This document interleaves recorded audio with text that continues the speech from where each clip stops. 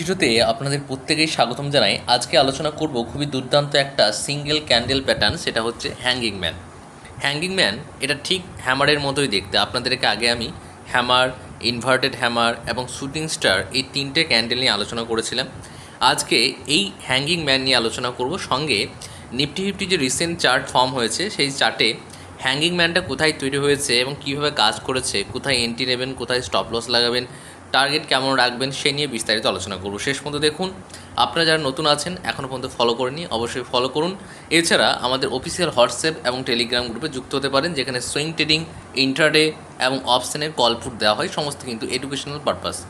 এখানে আপনি যেটা দেখতে পাচ্ছেন, এটাকে এই ক্যান্ডেলটাকে বলা হচ্ছে হ্যাঙ্গিং ম্যান। কেন বলা হচ্ছে?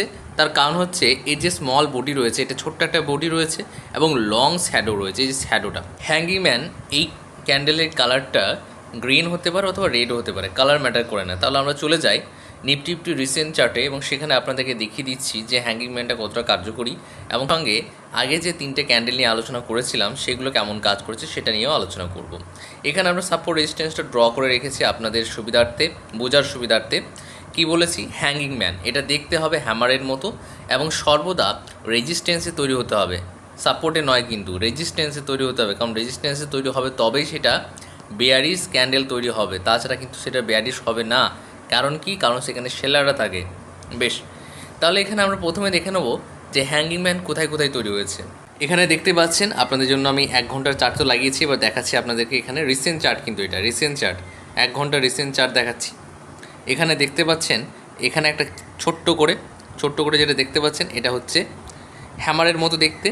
হ্যামারের মতো দেখতে, কিন্তু এটা রেজিস্ট্যান্স লেভেলে তৈরি হয়েছে, তাই এটাকে বলা হচ্ছে আপনার হ্যাঙ্গিং ম্যান। তাহলে এখানে যেটা ক্যান্ডেলে তৈরি হয়েছে, আমরা কি করতাম? এর এখানে এসএল লাগাতাম একটু বাফার রেখে, তারপরে এন্ট্রি কোথায় নিতাম? এর যে লো, এই লোটাকে ব্রেক করার পরে এই রেড ক্যান্ডেলটা যখন ক্লোজ দিত, ক্লোজের অপেক্ষা অবশ্যই করতে হবে, খুব ইম্পর্টেন্ট কথা এটা। এখানে আমাদের এন্ট্রিটা হতো আর কি, কারণ ক্লোজের অপেক্ষা করতে গেলে এন্ট্রিটা এই জায়গাতে হতো। তাহলে এন্ট্রি অনুযায়ী আমরা কিন্তু এই পর্যন্ত, এইখানে যে সাপোর্ট এরিয়া আছে এই পর্যন্ত কিন্তু আমরা আমাদের টার্গেট রাখতাম। অপশন ট্রেডিং অনুযায়ী এই পর্যন্ত টার্গেট কিন্তু অনেকটাই টার্গেট, এখান থেকে এই পর্যন্ত টার্গেট মানে হচ্ছে অনেকটাই টার্গেট, অর্থাৎ ডাবল ট্রিপলও হতে পারে। কারণ এটা 1 ঘন্টার চার্টের ফর্ম দেখাচ্ছি আমি, 1 ঘন্টায় এত বড় ক্যান্ডেল অপশনে, তার মানে অনেকটাই বড়, বুঝতে পারছেন? এরপরে দেখুন তো হ্যাঙ্গিং ম্যান আর কোথায় তৈরি হয়েছে। হ্যাঙ্গিং ম্যান আমরা দেখে নেব, সবসময় রেজিস্ট্যান্সে খুঁজতে হবে। হ্যাঙ্গিং ম্যান সর্বদা রেজিস্ট্যান্সে খুঁজবেন।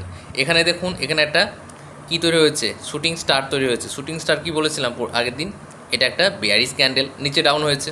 ক্যান্ডেলগুলো নিয়ে আলোচনা করেছিলাম, hammer, inverted hammer, shooting star. আজকে নতুন একটা ক্যান্ডেল আলোচনা করছি, সেটা হচ্ছে আমাদের হ্যাঙ্গিং ম্যান। সেই হ্যাঙ্গিং ম্যান এই 3-4টে নিয়ে আমরা আজকে আলোচনা করছি, যাতে করে আপনাদের রিভাইজটা হয়ে যায় এবং প্রপার একদম প্র্যাকটিক্যাল যে চার্ট, সেই চার্ট দেখাচ্ছি আপনাদেরকে।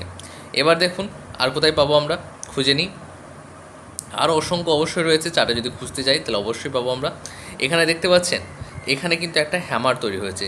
যত বড় শ্যাডো তৈরি হবে, নিচের শ্যাডোটা, বডি যেটা আছে এটা আছে বডি, এবং নিচে যে শ্যাডোটা যত বড় হবে তত ভালো কাজ করবে, যত বড় হবে তত ভালো কাজ করবে। দেখতে পাচ্ছেন এখানে একটা তৈরি হয়েছে, এখানে একটা তৈরি হয়েছে, তারপরে কিন্তু মার্কেট ডাউন হয়েছে। আপনাকে বুঝে নিতে হবে, তারপর মার্কেট কিন্তু ডাউন হয়েছে। তারপরে আপনি যদি দেখেন, এই সমস্ত জায়গাগুলোতে অবশ্যই তৈরি হয়েছে, একটু দেখে নিতে হবে। হ্যাঁ, এখানে দেখতে পাচ্ছেন এটা কিন্তু হ্যামারের মতো ফর্ম হয়েছে, মার্কেট ডাউন হয়েছে, কারণ এটাও কিন্তু একটা সাব রেজিস্ট্যান্স জোন, এই জোনটাও কিন্তু একটা রেজিস্ট্যান্স জোনের মধ্যেই পড়ছে। তারপরে আমরা যদি দেখে নিই, আবার যদি হ্যামার দিকে দেখি, নিচের দিকে হ্যামার তৈরি হয়েছে কিনা, কারণ হ্যামারের জন্যও কিন্তু অনেক সময় হয়। এখানে যেটা দেখতে পাচ্ছেন, এটা হচ্ছে, আপনি দেখতে পাচ্ছেন এটা ইনভার্টেড হ্যামার, এটা মার্কেট আপে গিয়েছে। তাহলে আজকে যে ক্যান্ডেল নিয়ে আলোচনা করলাম সেটা হচ্ছে হ্যাঙ্গিং ম্যান, যেটা সর্বদা রেজিস্ট্যান্সে তৈরি হবে, এই জায়গাতে তৈরি হবে রেজিস্ট্যান্স লেভেলে, তারপর মার্কেট কী হবে? ডাউন হবে। অর্থাৎ এটা হচ্ছে সিঙ্গেল বেয়ারিশ ক্যান্ডেল। আশা করি বুঝতে পেরেছেন। এবং এন্ট্রি এক্সিট কোথায় করবেন? এন্ট্রি সর্বদা আপনাকে, এই যে হ্যাঙ্গিং ম্যানটা আপনি দেখতে পাচ্ছেন, এই হ্যাঙ্গিং ম্যানের লোটা যখন ব্রেক করে যাবে, লোটা যখন ব্রেক করবে, তখনই আমরা এন্ট্রি নেব। টার্গেট থাকবে সাপোর্ট এরিয়া পর্যন্ত। অথবা আমরা কি করব, একটা ক্যান্ডেল ক্লোজ হওয়ার পরে তার লোতে আমরা টিএসএল লাগাবো। এই ক্ষেত্রে হাই হচ্ছে যেহেতু ডাউন টোন, টিএসএল লাগাবো। এরপরে এখানে টিএসএল লাগিয়ে দিলাম। এরপর এই ক্যান্ডেলটা ক্লোজ হওয়ার পরে আমরা নেক্সট ক্যান্ডেল দেখব। নেক্সট ক্যান্ডেল দেখলাম ক্লোজ হয়ে গেল, তখন আবার টিএসএলটা এখানে কেটে দিয়ে এখানে টিএসএল লাগাবো। এইভাবে করলে কি হবে, বাই চান্স যদি মার্কেটে বড় ডাউনফল আসে কিংবা বড় মুভ আসে, সেগুলো ক্যাপচার করা সম্ভব হয়ে যায়। তাহলে এইভাবে কাজগুলো করবেন, তাহলে ভালো হবে। এছাড়া আপনারা যারা অপশন ট্রেডিং, ইন্টারডে এবং সুইং ট্রেডিং শিখতে চান, অবশ্যই আপনারা এই নাম্বারে যোগাযোগ করে নিন। নেক্সট ভিডিওতে আবার দেখা হচ্ছে।